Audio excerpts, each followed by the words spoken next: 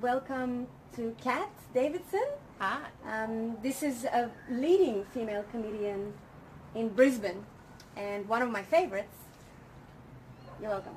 The reason I wanted to interview with you is because we did a couple of sessions together and you were the main MC, and when you walk into a room you've got this presence of power and strength, and what I want to know is it natural, just comes natural since a little kid, or is it something that you've learned to do over the years? It's something I've learned. It's something, you usually see me in MC mode, so my job is to exude that. My job is to be the one constant.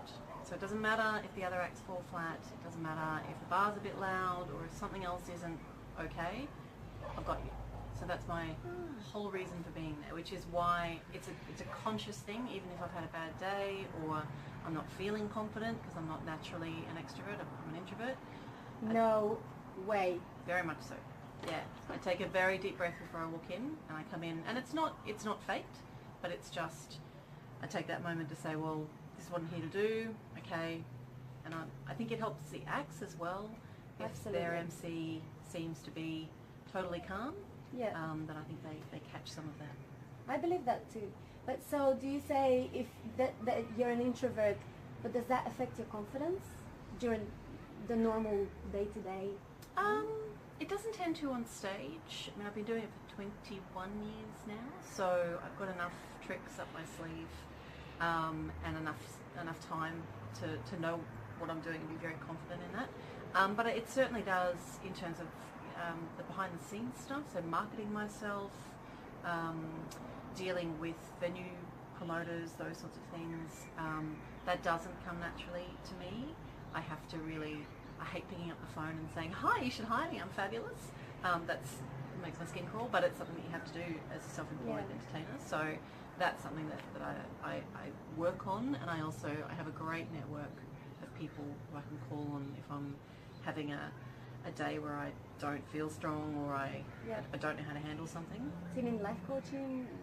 Not people that motivate you and encourage you? Yeah, not formally, but I mean other comedians. There's a wonderful network of female comedians who are so supportive and protective of each other, and I can always reach out to them.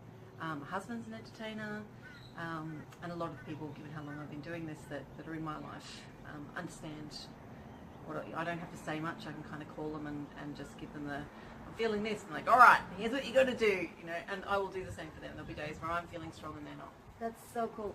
And you said, like, so before you pick up the phone, there's some things that you say to yourself or someone says to you in order to be able to feel more confident. And this is what it's all about, really, for us to show other women how we can help them and help ourselves feel more confident and probably do it anyway. Feel uncomfortable and do it anyway. I think a lot of it comes down to being sure about what you want and what you're worth. And that doesn't mean being inflexible, and it doesn't mean being arrogant, but it means before you pick up the phone, thinking, okay, this phone call, I'm hoping to get an answer to these questions, or I'm hoping to give an answer to these questions. Yeah. This is the information that I'll need to do that, so that I'm not thinking, God, am I going to be put out of my comfort zone? And I think also having the confidence to say, I don't know the answer, and that's taken me years. Because it's really hard to say, particularly just speaking to someone who's professional, to say, actually, I don't know. But if someone says that to you, it doesn't bother me. Yes. If they say, I don't have the answer, but I'll give you a call back in 10 minutes, that's cool. But in my own head, it's difficult to say.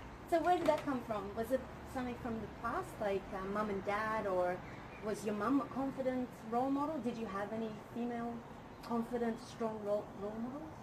My mum is a glorious human and a wonderful mother, but has undervalued herself her whole life. I've watched her work in environments where she's not treated with respect, and where her skills are undervalued. And it upsets me just thinking about it, because she's so amazing and so worthy of love and respect. So I learnt from that. I want to have the ability, and I had to teach myself, because I'm the same as her. I have those feelings of lack of self-worth as well.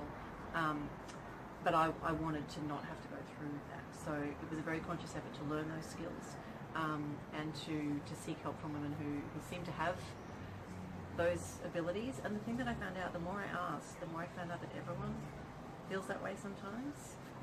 And that made me feel, even if they couldn't give me the exact answer, knowing that these incredible women who have done amazing things and headlined amazing festivals, and that they feel the same way. So I don't feel bad now saying I'm not the right person for that job, or I don't know the answer to that. Yeah, I love that. It took me years to learn too. And it's so much better than in the long run than saying, of course I can do that, and yes, and making up an answer and then being like, oh God, I actually can't do that, and letting someone down, or realizing you've given the wrong answer. If you've just given yourself a minute, you would have come up with the right answer. That's so true.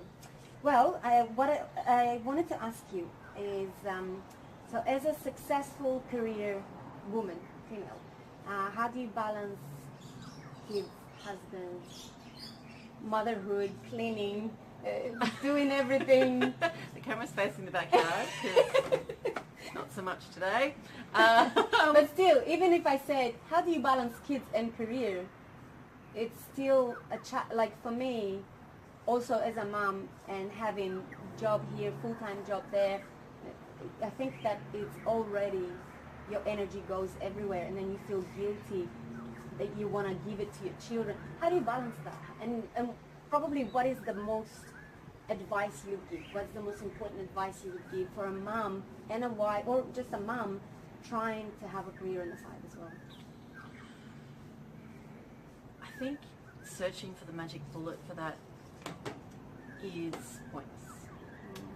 Correct me if I'm wrong, maybe someone's got it, and if you do, hand it on down.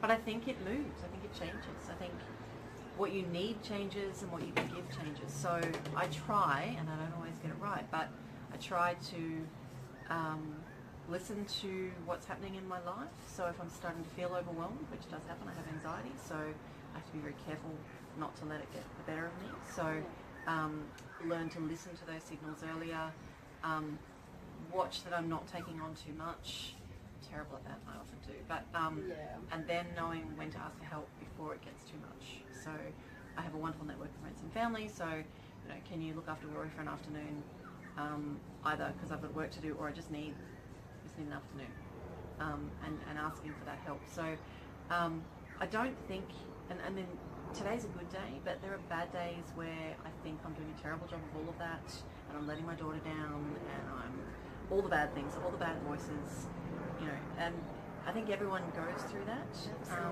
And it's the trick is letting that kind of work through, not letting it stay in your head, because it's pointless.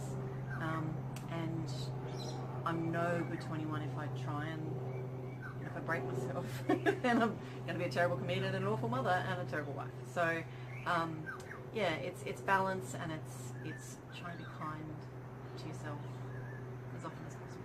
It's so important. Well, we all have these pictures when, like a default setting of what we believe we should be as a mom or as a wife, or what we should juggle in life, and how we do motherhood.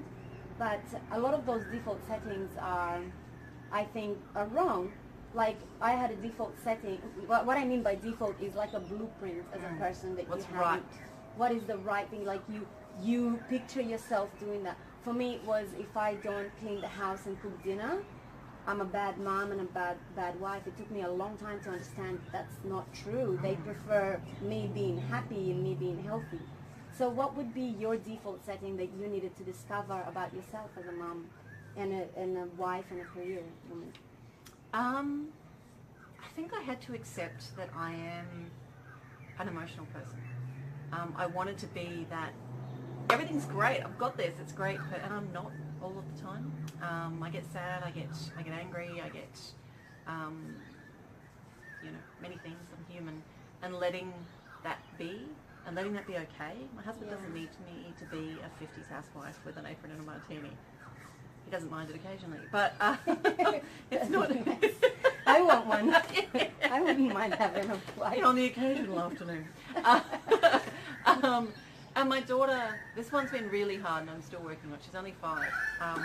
But letting her see me be human too, because I think we were raised more to see a big separation, and I put that more carefully. I don't mean falling apart in front of her all the time, but explaining to her, you know, Mum was a bit tired today, can we play Monopoly rather than running around at the park? Or, that's more realistic than pretending you're perfect. Because they know. She's smarter than I am already and she's 5. So lying to her or trying to fake, yeah, I'd love to go when you're actually half dead. They don't know how to read it, but they know it's wrong. So being a little bit more, and it means that she can express when she's feeling something, which I love, that now she's starting to get the vocabulary to say, I'm a bit tired, Mama, or, you know, I'm hungry even, or something. So honesty is, I mean, it's an old thing, it's the best policy, but it's tricky to be vulnerable. We don't do that very often in our I'm society. fine. I'm So great. much expectation, I think. Yeah, there is, but it's such a strange, I often say this to my friends who find themselves in the same position, and not just working mums, but every female on the planet. If the voice in your head that says all those horrible things to you was a person speaking to you, you would never speak to them again. You would never tolerate anyone speaking to you in that way. So you've got to try and change the dialogue, and try and listen to my husband's really wonderful with it, in reminding me of all the positives. You know, I haven't done this and I didn't do this and this, and the washing's not done. He's like, but you taught at 2 separate universities this week, and you did 3 gigs in Melbourne Mall, and your daughter's in bed, and she said, I love you when she went to sleep. You know, everything's, I'm here, I love you, it's okay. The other stuff, it's okay. That's so cool. That is so cool to hear. And it's like, it's so important as well, the voice in your head. Get rid of it! Get rid of it! Try and listen to it when the nice voice speaks. Listen to it, and it shouldn't be, and it isn't always. My husband being that voice for me, but blessedly he does. But even for yourself, try and just be mindful of it, and listen more to that nice voice than the bitchy one. Yeah, she can shut up. She's a bitch. Some of the stuff she says.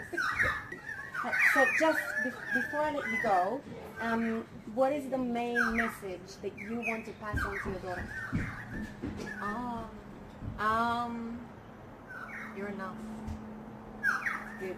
That's good. And Kat, that was perfect. Thank you.